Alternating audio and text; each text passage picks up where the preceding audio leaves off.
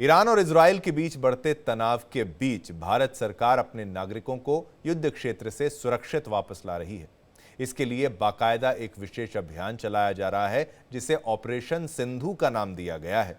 विदेश मंत्रालय ने 18 जून 2025 को घोषणा की कि इस अभियान के तहत उत्तरी ईरान से 110 भारतीय छात्रों को सफलतापूर्वक निकालकर आर्मेनिया पहुंचाया गया, जहां से उनकी वतन वापसी का रास्ता साफ हुआ। इसी पर देखिए इंडिया डेली की यह स्पेशल रिपोर्ट।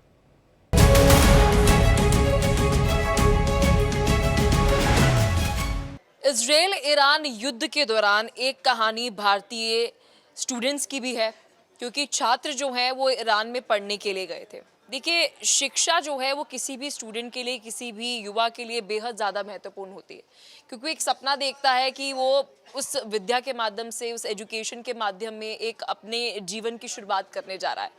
और जब आप भारत में पढ़ाई करें या किसी और देश में पढ़ाई करें, उसके लिए एक लंबा सफ़र जो है, पहले मेहनत तो होती है, लेकिन उसके बाद एजुकेशनल लोन लेने के साथ साथ आप एक बड़ी दूरी और बड़ी करेज के साथ जो है किसी देश में जाते हैं पढ़ाई करने के लिए।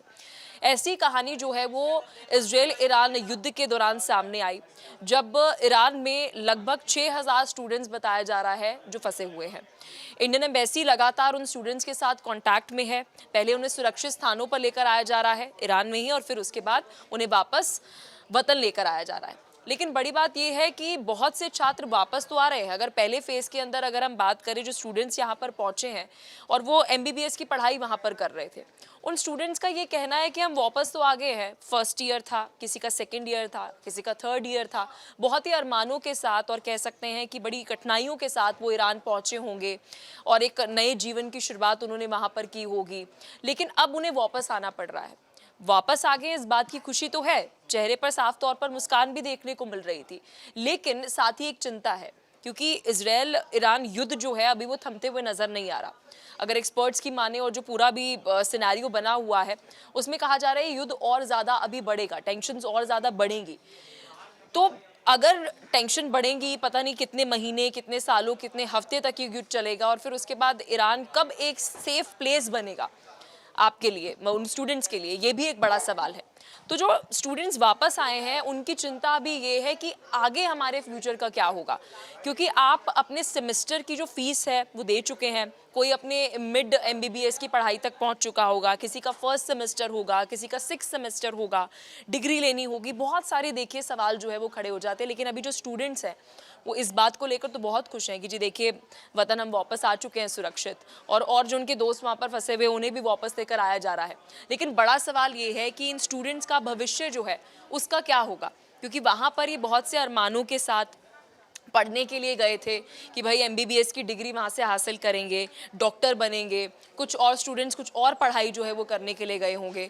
आपको याद होगा बहुत पहले जब रशिया यूक्रेन युद्ध भी हुआ था, तब भी यही तस्वीर देखने को मिली थी कि यूक्रेन में बहुत सारे स्टूडेंट्स, मेडिकल स्टूडेंट्स थे वहाँ पर भी, जो पढ़ने के लिए वहाँ पर गए थे, क्योंकि कहा जाता है इन कंट्रीज़ में मेडिकल जो कॉस्ट है वो भारत से थोड़ी कम पड़ती है, प्राइवेट इंस्टीट्यूट्स की अगर हम बात करें तो। इसलिए हम अक्सर देखते हैं कि एमबीबीएस की पढ़ाई के लिए जो छात्र हैं वो अलग अलग देशों में जाते हैं, जिसमें यूक्रेन, इजराइल और साथ ही ईरान जैसी कंट्रीज, मिडिल ईस्ट की कंट्रीज की बात करें, यूरोपियन कंट्रीज की बात करें, तो एक कॉस्ट एफिशिएंसी वहाँ पर होती है। इस वजह से हम देखते हैं कि मेडिकल के स्टूडेंट्स जो है वो वहाँ पर पढ़ने के लिए जाते हैं।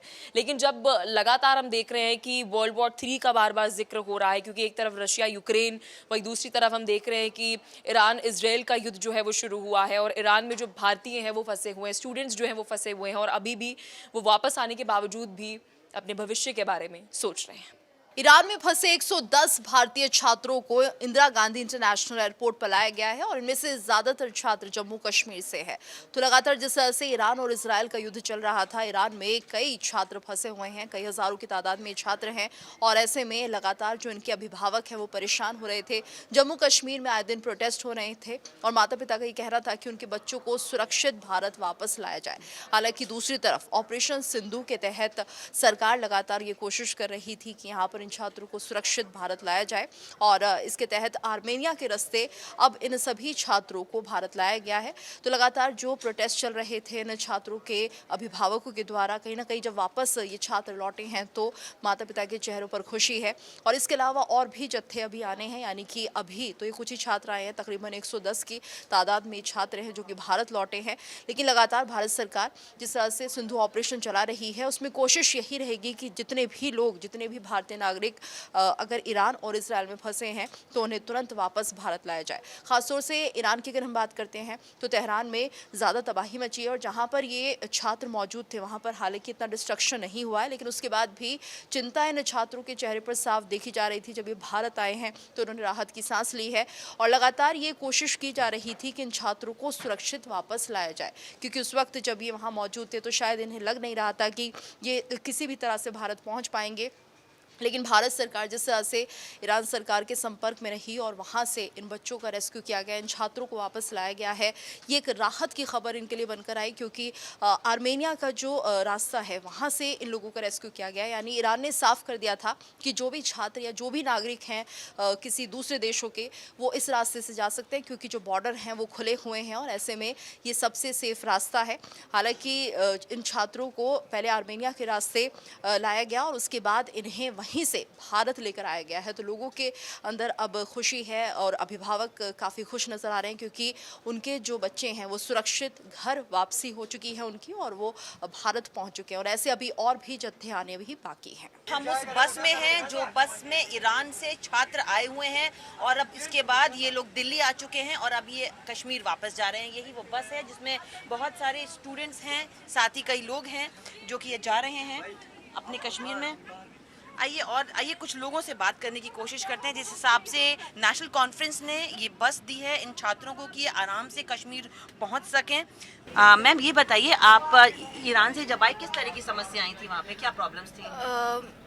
डर का माहौल था ऑब्वियसली, क्योंकि वॉर जोन में थे, बट हम बहुत सेफली और स्मूथली लैंड हुए, all thanks to the central government. उनने हमें बहुत अच्छे से सेफली बहुत इवैक्यूएट किया। तो आपको यहाँ तक आने में कोई तकलीफ तो नहीं हुई? नहीं, बिल्कुल नहीं। बहुत उनने हमें हर पॉइंट पे हमारा सपोर्ट किया, whether it was if, Indian embassy और हेल्थ मिनिस्ट्री, हर एक ने बहुत अच्छे से सपोर्ट किया। हमने जैसे पहले भी बोला, हम बहुत शुक्रगुजार है हमारी गवर्नमेंट का, खुसूसन हमारी सेंट्रल गवर्नमेंट का, जिन्होंने हमारे लिए इतना बड़ा इनिशिएटिव लिया। विद इन नो टाइम हमें जल्द से जल्द हमें ईरान से यहाँ लाया। सफ़र बहुत ही कठिन था, बट हमारी सरकार ने, हमारे एम्बेसी ने बहुत स्मूथली सब प्रोसेस किया। ईरान और इजराइल के बीच लगातार छठे दिन भी भीषण जंग जारी है, लेकिन अब ईरान के भीतर ही उनके सुप्रीम लीडर का विरोध जो है वो और ज्यादा तेज हो गया है। अमेरिका और इजराइल की एकमात्र मंशा है कि सत्ता परिवर्तन हो और ईरान जो है वो सरेंडर कर दे कि वो न्यूक्लियर वेपन ना बनाए। लेकिन इसी बीच ईरान में सुप्रीम लीडर खामेनेई के खिलाफ जो विरोध है वो और ज्यादा तेज हो गया है। पिछले कुछ सालों की अगर आप बात देखें तो लगातार सुप्रीम लीडर का जो विरोध है वो हो रहा है, चाहे वो महिलाएं हों, चाहे वो अल्पसंख्यक हों, वो लगातार इस कट्टरपंथी सरकार का विरोध कर रही हैं। अब इसी कड़ी में 4 अलग अलग पॉइंट्स के जरिए मैं आपको बताता हूं कि ईरान के भीतर ही आखिर सुप्रीम लीडर का जो विरोध है वो किस तरीके से हो रहा है। सबसे पहले है, राजशाही जो समर्थक हैं वो अब सड़कों पर खुलकर आ गए हैं। ईरान के जो अंतिम शासक थे मोहम्मद रजा पहलवी, वो 1979 की जो इस्लामिक क्रांति हुई थी उसके बाद वो देश छोड़कर चले गए थे।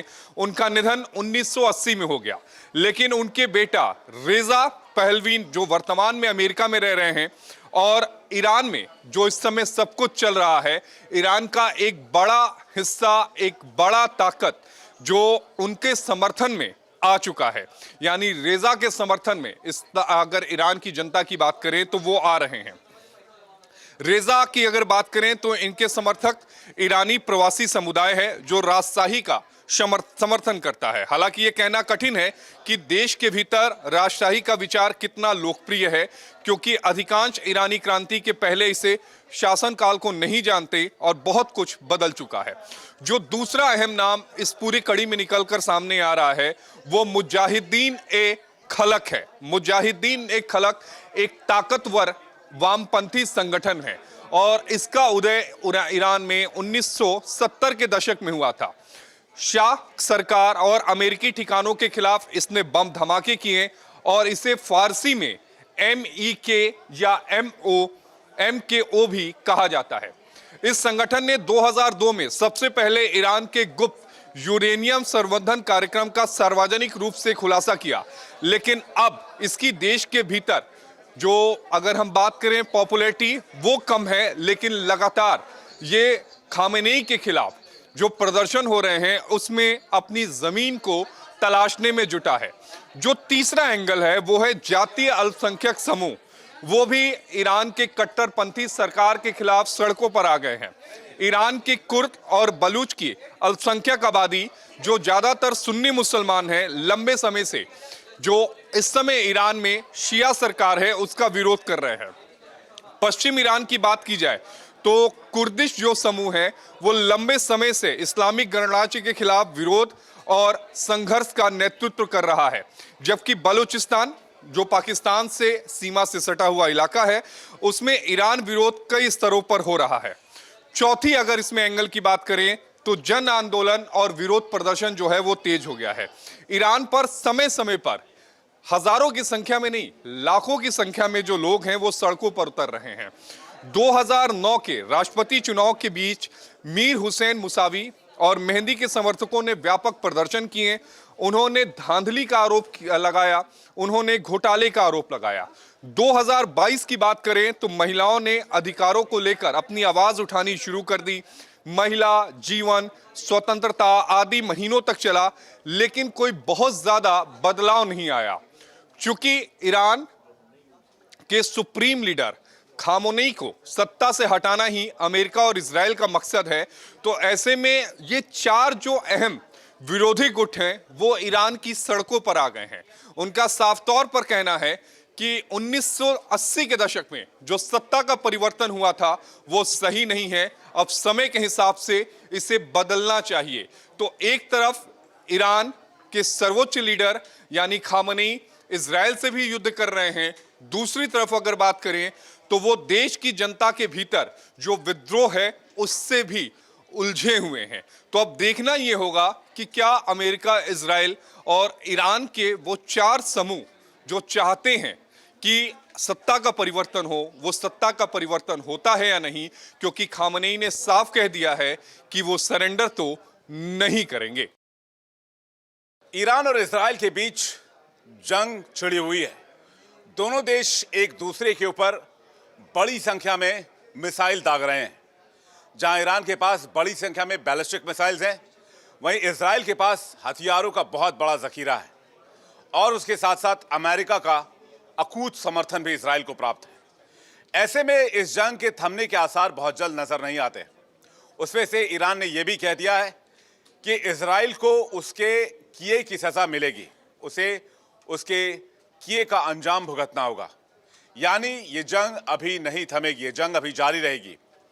दूसरी तरफ कयास ये भी लगाए जा रहे हैं कि अमेरिका भी इस जंग में शामिल हो सकता है। जिस तरह से अमेरिका की तैयारी चल रही है, जैसे G7 समिट से अमेरिका के राष्ट्रपति हैं वो वहां से निकले G7 समिट को आधे में छोड़कर, उसके बाद नेशनल सिक्योरिटी काउंसिल यानी कि NSC की बैठक ली और आगे की रणनीति पर चर्चा की गई। अमेरिकी मीडिया तो यहां तक दावा कर रही है कि जो ईरान पर हमले का प्लान है उसको ट्रंप सरकार की मंजूरी मिल गई है, लेकिन व्हाइट हाउस से आखिरी आदेश आना अभी बाकी है। तो आप अंदाजा लगा सकते हैं कि जो जंग की स्थिति बनी हुई है ईरान के साथ, और ईरान ने जिस तरह के तेवर दिखाए हैं, उससे ऐसा नहीं लग रहा है कि फिलहाल इसमें कोई बदलाव होगा। दोनों देश आमने सामने रहेंगे। और इस बीच खबर तो यह भी आ रही है कि ईरान ने कई ऐसे हथियार टेस्ट किए हैं जो कि इस बार पहली बार नजर आ रहे हैं। कुछ ऐसे मिसाइल्स देखे गए हैं जो शायद इससे पहले दुनिया ने नहीं देखे थे। ईरान उन हथियारों के जरिए न सिर्फ दुनिया को चौंका रहा है बल्कि इजराइल और अमेरिका को चिता भी रहा है। अब इस खबर में दूसरा एंगल यह है कि यहां पर दिक्कत में फंसे हैं भारतीय छात्र। 1,500 से ज्यादा भारतीय छात्रों को ईरान से निकालने की तैयारी कर ली गई है। ऑपरेशन सिंधु शुरू किया गया है। लेकिन इस बीच खबर यह है कि जो पहला जत्था है भारतीय छात्रों का, वो ईरान से जो है निकाल लिया गया। उसमें से कई छात्र दिल्ली भी पहुंच गए। लेकिन ये छात्र ईरान में क्यों थे? ये छात्र ईरान में पढ़ाई करने के लिए गए थे। बहुत सारे छात्र वहां पर स्टडी करने के लिए, रिसर्च करने के लिए और दूसरे प्रोजेक्ट्स को पूरा करने के लिए, कुछ डॉक्टर्स बनने के लिए, इंजीनियर्स बनने के लिए भी ईरान गए थे। एक तो जो छात्र वहां फंसे हुए हैं उनके सामने बड़ी मुश्किल है, उनकी सलामती की, उनकी जान की। दूसरा ये कि उनका भविष्य भी खतरे में है। अब जब ये छात्र वापस ईरान से आ रहे हैं तो इनकी पढ़ाई का क्या होगा, इनके भविष्य का क्या होगा, ये चिंता भी इन छात्रों को सता रही है। और साथ ही साथ जो छात्र वहां से वापस लौट रहे हैं, क्या जंग खत्म होने के बाद वो अपनी पढ़ाई के लिए दोबारा ईरान जा पाएंगे? क्या जो पैसे उन्होंने खर्च किए हैं, जो लाखों करोड़ों रुपए भारतीय छात्रों ने ईरान में दिए हैं, क्या उन्हें वापस मिल पाएगा? ऐसे सैकड़ों सवाल हैं जो इस बीच भारतीय छात्रों को, इंडियन स्टूडेंट्स को परेशान कर रहे हैं। इस कठिन समय में ये भारत सरकार की त्वरित कार्रवाई ने ये किया है कि सभी जो छात्र हैं उनको सुरक्षित भारत वापस लौटने में मदद करी है। लेकिन अगर हम बात करें युद्ध के मैदानों से या विदेश में फंसे भारतीयों को बचाने के लिए, क्या ये पहली बार हुआ है?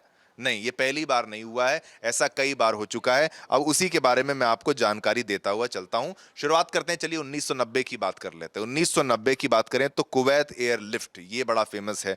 यहां पे आप सोचिए, स्थान कुवैत है, खासतौर पर स्थिति क्या है, इराक के आक्रमण के बाद वो वाली स्थिति है। उस दौरान क्या था, बचाव में 1,70,000 भारतीयों को सुरक्षित एयरलिफ्ट किया गया था, उनको वहां से बाहर निकाला गया था। ये बहुत बड़ा रेस्क्यू ऑपरेशन था। सेफ्टी में ले जाने के लिए, भारतीय नागरिकों को बचाने के लिए कैसे हमारी भारतीय सरकार शुरुआत से ही प्रतिबद्ध है, ये उसका उदाहरण है। सबसे पहले मैंने आपको 1990 का ये कुवैत एयरलिफ्ट के बारे में आपको बताया। फिर आगे बढ़ते हैं, 2015 की बात करते हैं। ये स्थान भी अगर बात की जाए यमन है। यमन की बात करें तो यहां पर यमन में गृह युद्ध हुआ था